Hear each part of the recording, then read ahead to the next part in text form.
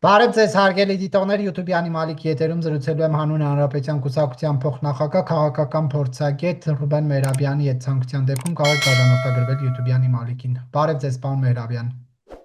Բարև ձեզ, պարոն Կիրակոսյան, շնորհակալ եմ հրավերի համար։ Ողջունում եմ ձեր հարգարժան լսարանին։ Շնորհակալություն, պարոն Մեհրաբյան, ԵԱԿ-ը գործող նախագահը Երևանում հայտարարեց, որ դեկտեմբերի 1-ից Միսկի խումբը այլևս չի լինի, բայց այստեղ բաց է մնում հարցը, թե ինչպես է կարգավորվելու արցախցիների միջազգային իրավունքի վերականգնումը։ Դուք այլընտրանք տեսնում եք, ինչ ինչի կհանգեցնի Միսկի խմբի վերջնական լուծարումը։ Մինսկի խումբը դիսֆունկցիոնալ էր, այսինքն ի վիճակի չէր աշխատելու հենց Ռուսաստանի պատճառով տարիների վեր եւ այդ ճգնաժամը ի հայտ եկավ Քարորիա պատերազմի ժամանակ։ Քարորիա պատերազմից հետո, երբ Քարորիա պատերազմից անմիջապես հետո մայիսին Վիեննայում հավաքվեց Մինսկի խմբի եռանախագահության կողմից մի մեծ կոնֆերանս եւ դրան Վիկտորիա Նուլանդն էր նախագահում, ձեռք բերվեց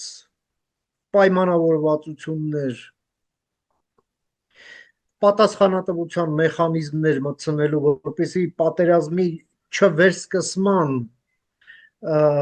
երաշխիքներ ապահովվեն։ Ռուսաստանը տարավ հետո հաջորդ հանդիպումը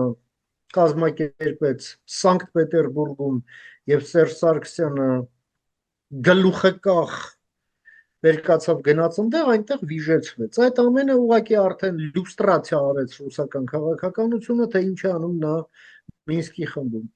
Նա ներսում պահպանում է կոնսենսուսը աջ ձեռքով, իսկ ձախ ձեռքով քանդում է այդ կոնսենսուսը եւ process-ը քարշ տալիս իր հարթակ։ Այդ ամենը նաեւ 20 թվականի պատերազմին ի հայտ եկավ, որ ըստ էության Ռուսաստանը բոլորին կանգնեցրեց փաստի առաջ եւ process-ը արդեն ամբողջությամբ կլանեց եւ գետնի վրա էլ իրավիճակը փորձեց ֆիքսել իր այսպես կոչված խաղաղապահներով։ Հիմա ու Մինսկի խումբն ինչ արեց այդ ժամանակ, ոչ մի բան չարեց։ Մինսկի խումբը, այսինքն դիսֆունկցիոնալ էր տարիների վեր։ Հիմա այս պահի դրությամբ Մինսկի խմբի որևէ երկրի հետ Հայաստանը կաշկանդված չէ իր հարաբերությունները զարգացնելու համար եւ այդ ձևաչափը ուղղակի մանավանդ որ 22 թվականից հետո ուղղակի անհնարին էր որ գործեր, որովհետեւ Ռուսաստանը եւ Մինսկի խմբի մնացած երկու համանախագահները Ֆրանսիան եւ Միացյալ Նահանգներն ըստ էության մենք գիտենք ինչ հարաբերությունների մեջ են իրար հետ եւ մի սեղանի շուրջ նստեն ու ինչ որ հարց լուծեն, այն էլ կոնֆլիկտ, դա ուղղակի բացառում է, այնպես որ այն ինչ տեղի ունենում որպես պատմական օրինաչափություն։ Եվ ինչ է կարծում պարոն Մեհրաբյան, արդյոք ադրբեջանական այս նախապայմանը կատարելուց հետո առաջընթաց կլինի հայ-ադրբեջանական հարաբերությունների կարգավորման գործընթացում, թե Ադրբեջանը միջև վերջ կգնա նաև օրինակ սահմանադրությունը փոխելու պահանջի կատարելու ճանապարհով։ Տեսեք, երբ խոսում ենք, եկեք մի հատ ճիշտ հասկանանք, ինչ ասել է Ադրբեջանի նախապայմաններ։ Եթե Ադրբեջանը այդ նախապայմաններ կոչվածի բովանդակությամբ այսպես անկեղծ մտահոգված է, ապա այդ մտահոգությունները գրչի մեկ շարժումով միանգամից փարատվում են։ Այդ գրչի մեկ շարժումը պետք է իրականացնել խաղաղության պայմանագրի տեքստի տաք ստորագրություններ բաժնում։ Եվ բոլոր հարցերը կլուծվեն ըստ այդմ, որովհետև այնտեղ նաև կետ կա, ըստ որի կողմերը չեն կարող չկատարել այդ խաղաղության պայմանագիրը հղում անելով ներքին օրենսդրություն։ Ներքին օրենսդրություն ասվածը ներառում է բնականաբար նաև մայրօրենքը, այն է սահմանադրություն։ Դա մեկ, երկրորդը։ Եթե Մինսկի խմբի գոյությունը իրոք Ադրբեջանին անհրաժեշտ էր, որպեսզի այդ ձևաչափի միջոցով նրան չստիպեն ինչ-ինչ զիջումների եւ իր տրամաբանության մեջ միջամտեն իր երկրի ներսում ինչ-ինչ հարցերի լուծմանը, հա, ապա նույն Մինսկի խմբի անդամ երկրները, թե համանախագահ, թե ոչ համանախագահ, եթե ցանկանան միջամտել Ադրբեջանի ներքին գործերով, չեն նայի այդ Մինսկի խումբը կա, թե չկա, կբռնեն ու կմիջամտեն։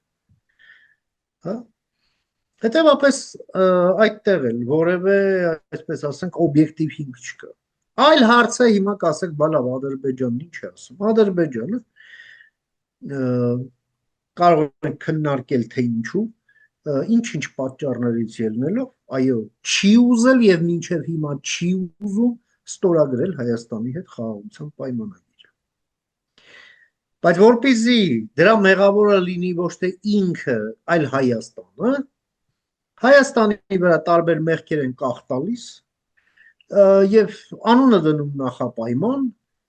ընդ որում հնարավորինս այսպես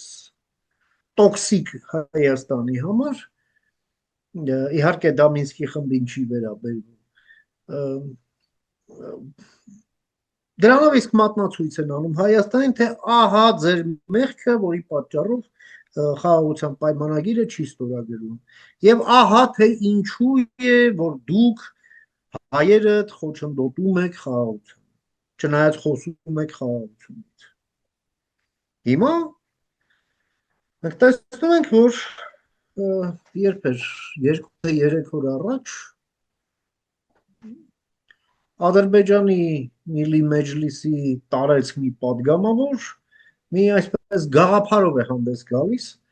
իսկ այնտեղ գիտենք, որ հանդես է գալիս միայն մեկ հոգի, մնացածը խոսացող բերաններ։ Կարելի է ուղղակի համարակալել բերան համար 1, բերան համար 2, համար 10, 100, 120 եւ այլն։ Այդ դրանցից մեկը, որ առանց բնականաբար հավանության ամենավերևից չէր ասի այդ բանը, ասում է, որ Հայաստանի հետ խաղաղության պայմանագիրը պետք է ստորագրել հիմա։ Սա մեջբերում է։ Պարոն Մերաբյան, տեսեք, որպեսզի ավարտեմ միտքս, ասեմ հետևյալը։ Մենք տեսնում ենք, որ երբ օգոստոսի 8-ի պայմանավորվածությունները թևակողել են արդեն իրագործման փուլ եւ հիմա նախապատրաստական աշխատանքներ են մեկնարկել, այսպես տարբեր հարցերի իրավաբանական մասով, պարզ է, որ արդեն այս Ադրբեջանի, ինչպես դուք եք ասում, նախապայմանները այլևս անախրոնիզմ է, ժամանակավրեպ այն է եւ բացի դրանից էլ արդեն կարող է X պահի վերածվել խոչընդոտի։ Եվ որպեսզի դա տեղի չունենա, Միացյալ Նահանգների կոնգրեսում հանրապետական կոնգրեսականների կողմից, կոնգրեսական Իսայի եւ կոնգրեսական Բիլիրակիսի կողմից կազմվել եւ շրջանառության մեջ է դրվել մի օրինագիծ, որի անունն է Peace Act, հա, Peace խաղաղություն act դե act, որում այդ peace-ը հապավում է, հա, եւ այդ ակտով կառուցվել է հրատապ պատժամիջոցների մեխանիզմ ընդդեմ Ադրբեջանի այն դեպքերի համար, եթե Ադրբեջանն ագրեսիվ գործողություններ իրականացնի ընդդեմ Հայաստանի կամ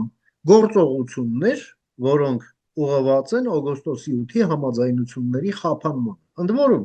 այդ մեխանիզմը ըստ այդ օրինագծի, ըստ այդ ակտի ամբողջությամբ հանձնվում է պետքարտուղարությանը եւ պետքարտուղարին, որպեսզի նրանք իրենց հայեցողությամբ երբ նկատեն նման բան, էլ արդեն առանց հավելյալ խորհրդակցությունների միանգամից կիրառեն, ասենք, 1 րոպեի ընթացքում։ Ընդ որում դա մի օրինագիծ է, որին դեմ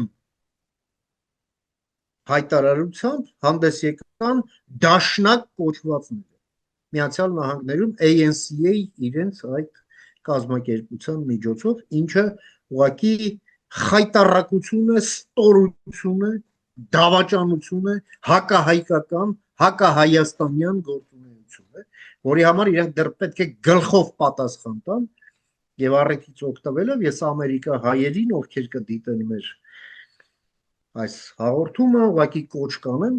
նրանցից ուղղակի հաշիվ պահանջել, այդ թվում նաև իրավաբանորեն։ Պարոն Մեհրաբյան, ուր են արդյունքները, ուր են օգոստոսի 8-ի։ Մենք առաջընթաց չենք տեսնում, որքան էլ որ սա ներկայացվում է խաղաղություն։ Ուզում եք արդեն գնացքները, եթե ուզում եք գնացքներն արդեն Չէ, գնային գայ։ չենք ուզում, այդքան այդ կայծակնային արագությամբ չենք ուզում ամեն ինչ, ուզում էին գոնե հասկանալ ընկերությունը հայ-ամերիկյան, որի համար մեծ շինարարական աշխատանք կատարել պետք չէ, ինչու չի ձևավորվում։ Տեսեք, դա բավականին ծավալուն այսպես իրավաբանների եւ ոչ միայն իրավաբանների աշխատանք է, որը կատարվում է, ընդ որում ասեմ դες ինտենսիվ տեմպերով։ Եվ առաջիկա Փաշինյանին չի հաջողվում Թրամփի հետ կանգնել, երկխոսել, որովհետև նա գնում է մոտենում է, ասում է, ես Հայաստանի վարչապետն եմ, Թրամփը թողում գնում ուրիշների հետ է սկսում խոսել։ Դե տեսեք, այս կոնսորցիումի ստեղծման վրա աշխատում է ոչ Փաշինյանը, ոչ էլ Թրամփը։ Դա մեկ։ Երկրորդը աշխատում են թիմեր եւ Հայաստանում եւ Միացյալ Նահանգներում, իսկ ավելի կոնկրետ դա խումբ է կամ ստորաբաժանում հենց պետդեպարտամենտում օժտված պետական լիազորություն։ Սա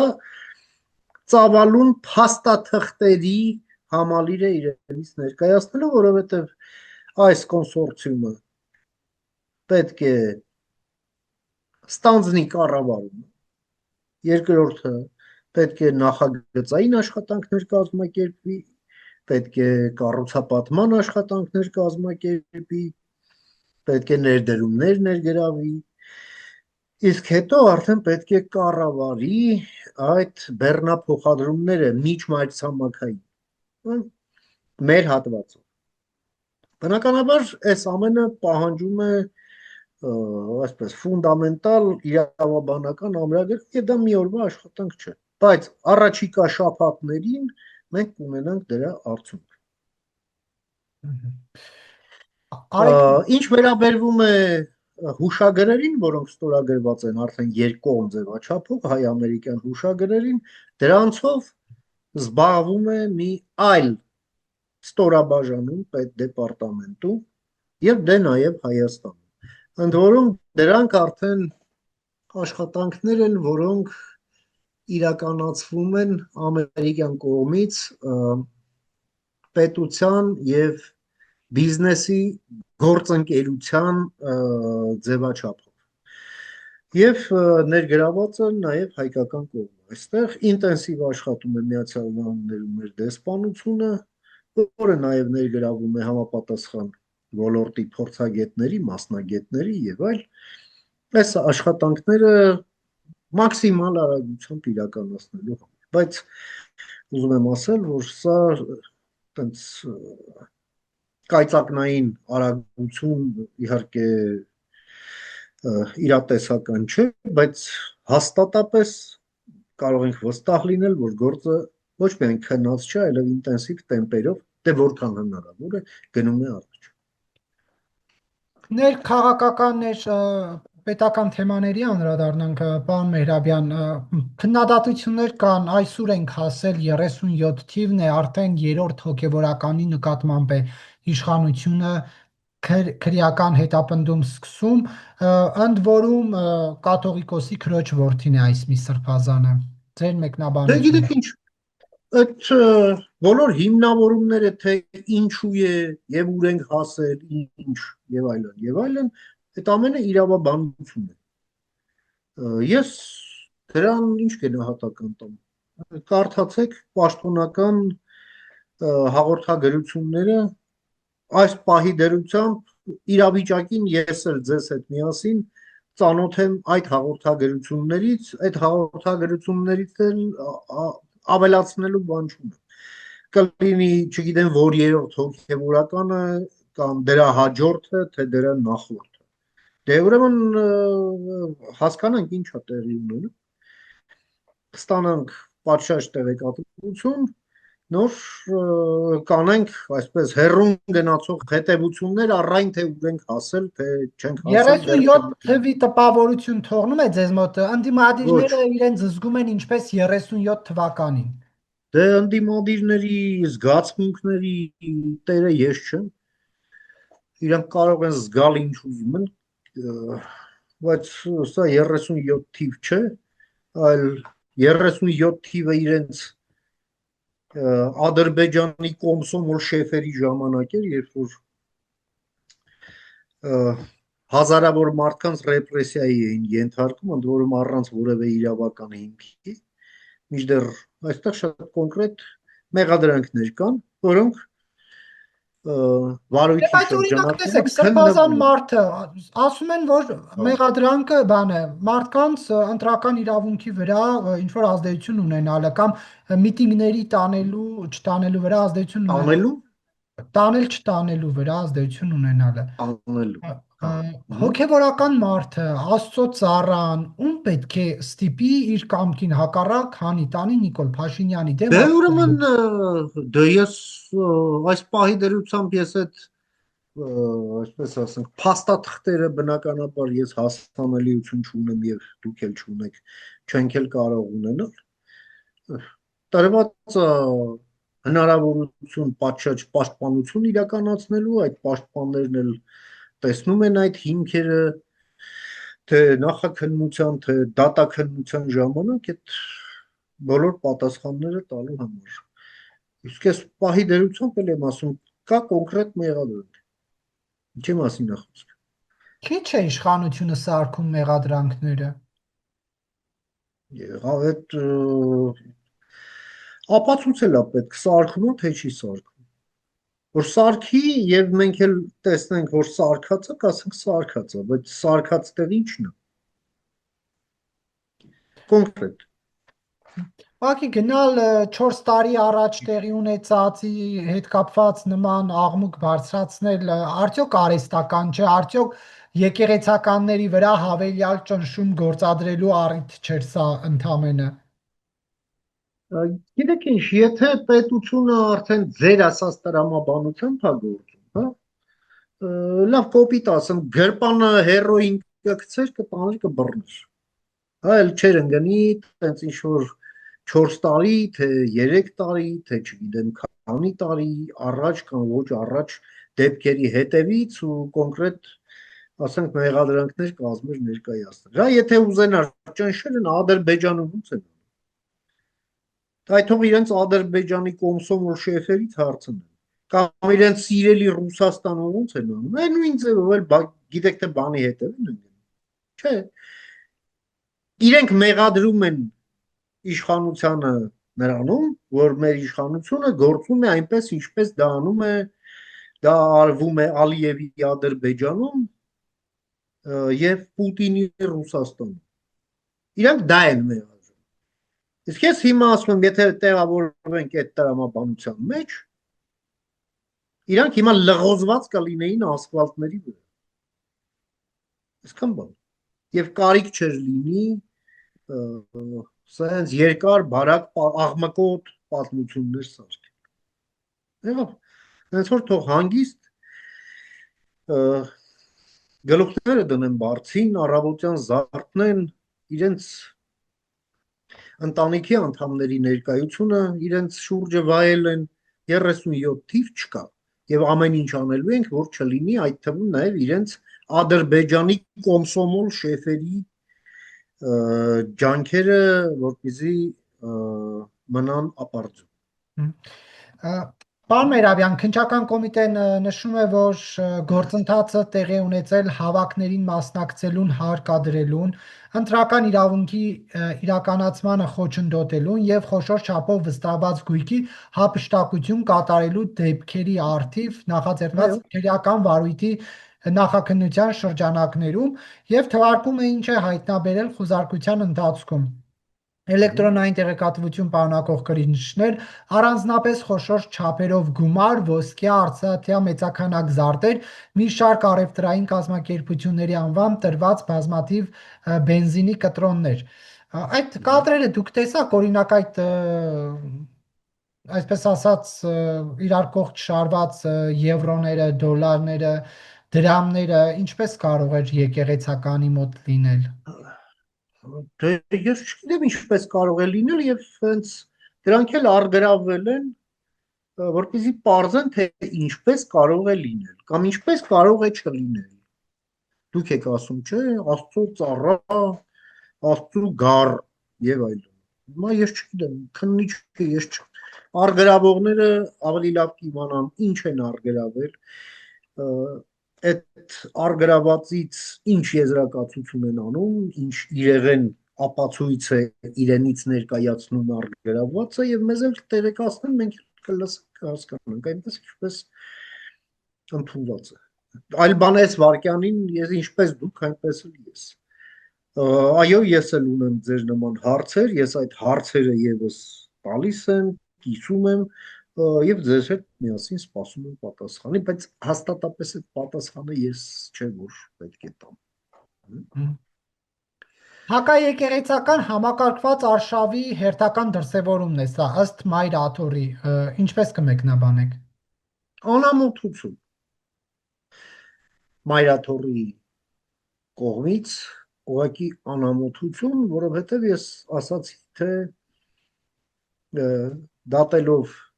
այդ հաղորդագրություններից, թե ինչի համար է արվել։ Այ հակաեկեղեցական է այն մի քանի ոչ բարձրաստիճան եկեղեցականների հետևից ընկնելը, դա հակաեկեղեցական չի, թե այդ մի քանի հոգի այդ Կիրիլի մեռած չթաղածներով գիտեն, թե եկեղեցին իրենք է։ Абսուրդ։ Պարոն Մեհրաբյան, Այո, անդրադառնանք ըստ ընդդիմադիրների Հայաստանում գտնվող քաղբանտարկյալների, մասնավորապես Էդմոն Մարուկյանի համոզմամբ Սամվել Կարապետյանը քաղբանտարկյալ է,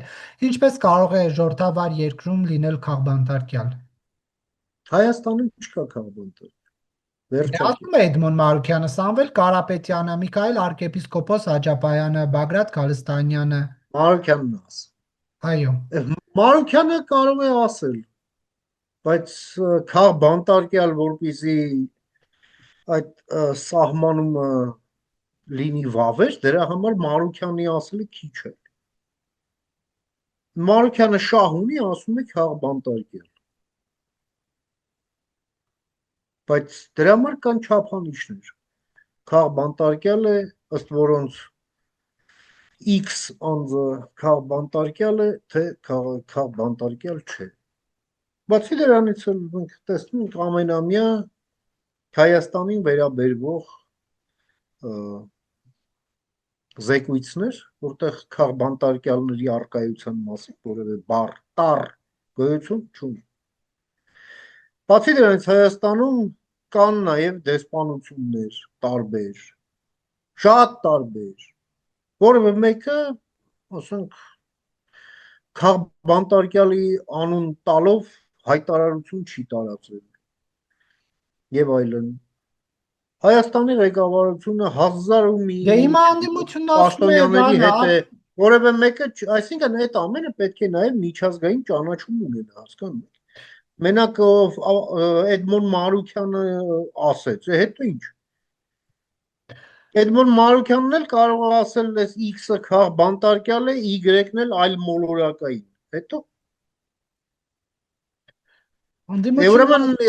ինքն էլ ձյունանուշիկն է։ Էդ էլ ես եմ ասում, դե բավարարվեք, ես էլ եմ ասող։ Ինչ չէ։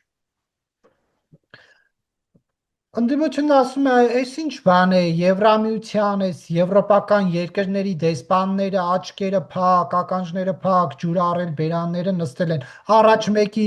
մի հատ sense թեթև կպնում էին, ասում էին աչքիդ վերևը ուն կա, հայտարարություններ է, որ տարածվում է։ Հիմա ասում է տերոր են անում, բայց որևէ մեկի ծպտունը դուրս չի գալիս։ Այնուհանդերձ, դուք չեք կարծում, որ Մի րոպե, մի րոպե, մի րոպե, մի րոպե։ Եկեք մի հատ այդ ինչ ասեցիք, հա, այդ սենց բարդ նախադասությունը մի հատ հերթով դասավորենք։ Իրենք ուրեմն սրտնեղում են, որ իրենց այդ չարորակ իշխանության օրոք իրենք ում մատով կպնում էին եվրոպական դեսպանները միանգամից մատնացույց էին անում, ճիշտ է։ Դե ուրեմն պարզա չէ ում էին կպնում, ինչի համար եւ ինչ ձևով։ Թող գնան իրենց սիրելի Աղվան Հովսեփյանին, որ մինչև հիմա թրև է գալի եւ ծակը մցրած չի, հա? Այդ ստահակը ծակը մցրած չի։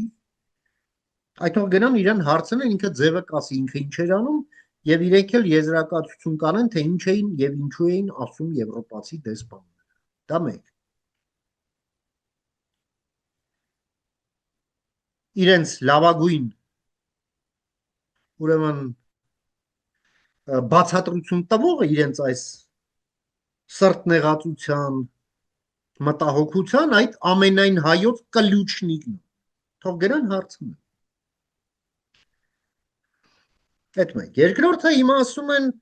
թե ինչու են բերանները ջուր առել։ Լավ, ջուր առելա մեկը, ջուր առելա մյուսը։ Բոլորը ջուր են առել։ Իսկ ինչի են ջուր առել իրենց բնորոշում։ Որովհետև այդ տերոր ասածը իրենց կողմից սուտ է, տերոր չկա։ Էլ եմ ասում, որ տերոր լիներ, իրենց ճակատագիրը լինելու էր իրենց սիրելի Լուկաշենկոյի, իրենց սիրելի Պուտինի ընդդիմությունների ճակատագիրը։ Եվ իրանք սենց բերանները գլխներից լայն չէին բացի ու ափր-ցփր չէին խոսում։ Ահա այսքան։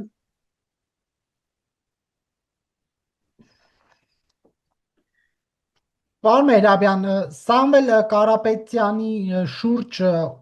այսպես ամրանում է, հա, այդ նախաձեռնությունը շուտով կուսակցություն կդառնա, ինչ ակնկալել այս քաղաքական ուժից, օրինակ նրանց հաջողվել է 1.5 ամսում 5000 կամավոր ունենալ, աջակից ունենալ 5000, դուք քանի տարվա կուսակցություն եք, ունեք այդքան աջակից, մարդիկ 1.5 ամսում տեսեք ինչ կոնսոլիդացիա է իրենց շուրջ տեղի ունեցել։ Դե գիտեք ինչ, մենք Forbes-ի ցուցակից անդամներ չունենք։ Ինչ կապ ունի, մարդիկ նրա գաղափարի շուրջ են համախմբվել։ Գաղափար, ո՞րն է այդ գաղափարը, ներողություն։ Երևի հուշեք, ես որովհետև տենց էլ չհասկացա իրանց գաղափարը որն է։ Բացի նրանից, որ ես հիշում եմ, երբ որ Պուտինը այդ բեմականացված կլոունադա ընտրություններին եւս մեկ անգամ առաջարկ դրվեց, Սամվել Կարապետյանը տենց մի ոցաշունչ հայտարարություն տարածեց Հայաստանում, թե դա շատ կարևոր է Հայաստանի հետ Ռուսաստանի համագործակցության համար, ուռա տավարիշ։ Էդ է գաղափարը։ Ուրիշ, եթե գաղափար կա, ինձ ասեք, որ ես կարողանամ քաղաքագիտական գնահատական տալ այդ գաղափարներին։ Իսկ այդ գաղափարի համար կարող եմ ասել մի բան, հա, նստիր երկու։ Պետականությունը, ազգային շահը, ազգայնականությունը Որն է։ դուք չեք տեսնում իր հայտարարությունները։ Ասելով չէ։ Այդտեղ սիրուն խոսքեր կան, հա, պետականություն, ազգային շահ, ջանսაღություն, առողջություն։ Պարապ չմնան, աշխատատեղեր են ստեղծելու, որ Պարապ չմնան, այո, հիվանդ չլնեն, միայն առողջ։ Քյասիբ չլնեն, այո, միայն հարուստ։ Աշխարհում ինչքան լավ բան կա լինի, ինչքան վատ բան կա չլինի։ Հա, Դուք նրա փաստաբանի ես նրա ինչը հայտարարությունը ինչպես բնորոշ է, կմեկնաբանեք։ ինչպես, Փաստաբանի հայտարարությունը, որ այնքան ժամանակ, քանի որը Կարապետյանը անազատության մեջ է, գրոհելու են Հայաստանի վրա, Փաշինյանի վրա, ով այն է գրոհել, փաստաբանն էր ինքը ասում Ամստերդամը։ ինքնա գրոհելու, ինքը գլուխ պատով է տալու։ Տենց գաստրոլորներ մենք շատ ենք ունեցել, որ հաթաթայել են տվել, հետո հիմա որտեղ են նրանք, այսին չվել են տաք երկրներ։ Հենց որ թող չափը ճանաչի, բերանի չափն էլ հետո։ Ով։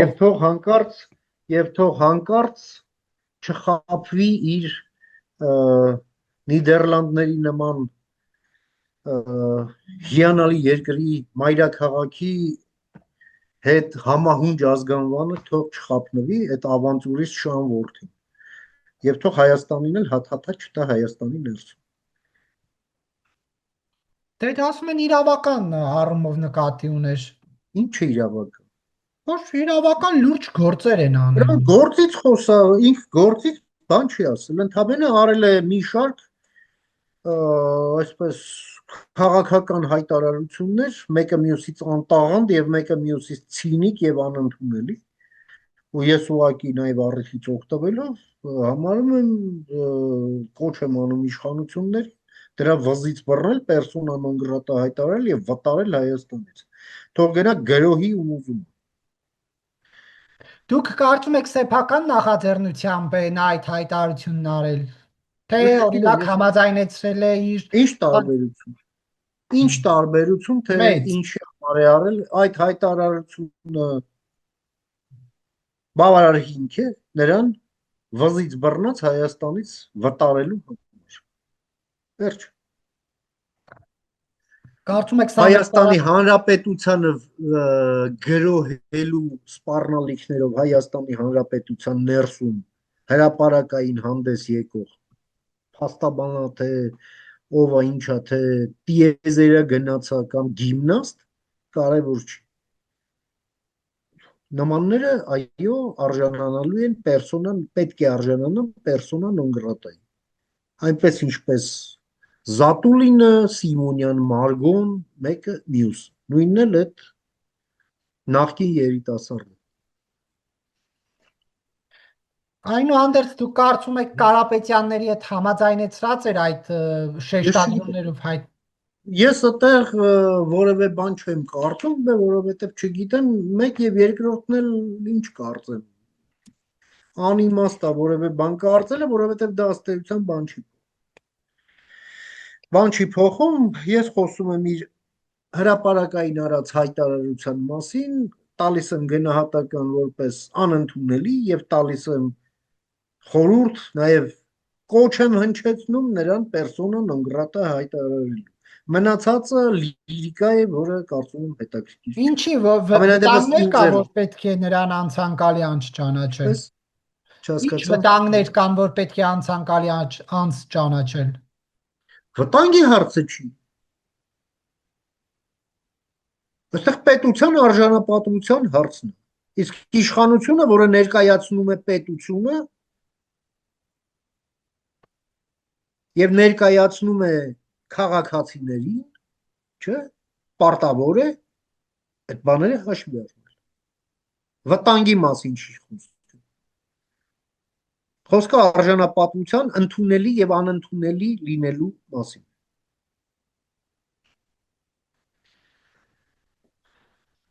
Պարոն Մերաբյան, եւ վերջում այս քաղաքական դաշտի ակտիվացումը, խնդրեմ շատ կարճ, քանի որ ժամանակ սպառվում է, ինչ է նշանակում, արդյոք Գյումրու սցենարին է հիմք դրվել, թե ոչ։ Մոտավորապես։ Իհարկե ադապտացված այսպես համապետական մասշտաբների, բայց ըստ էության տրամաբանությունը նույնն է։ Այդ նույն տրամաբանությունները նաև Մոլդովայում։ Այնտեղ էլ sense կղզյակներ էին սարքել ռուսները, եւ որպեսզի այդ կղզյակները յուրաքանչյուրը քերի այնքան ինչքան կարող է, իսկ հետո բոլորը միավորվեն իրար եւ բոլորին կանգնեցնեն փաստի առաջ։ Ընդ որում նաև բեմականացնելով թե իբր իրար զզվում են, իրար սեղան չեն նստում, իրար կոպտում են, այսպես մեյմունությունը, հա, քաղաքական, մերձ քաղաքական, ոչ քաղաքական, որից հետո բոլորը մեկ հրահանգով Ռավնիայ Սմիրնը, նրանք Հավսար եւ Զգաստ կանգնում են եւ կատարում են հյուսիսային իրենց հայրիկի բոլոր հրահանգները, որում այսպես միկրոնային ճշտություն։ Ահա եւ ողջ պատկերը այդ ամենը ոնց են ռուսներն ասում, չէ, все просто как русский валенок 40-градусный мороз։ Всё։ Շնորհակալություն, պարոն Մերաբյան, հարցազրույցի համար։ Համեցեք։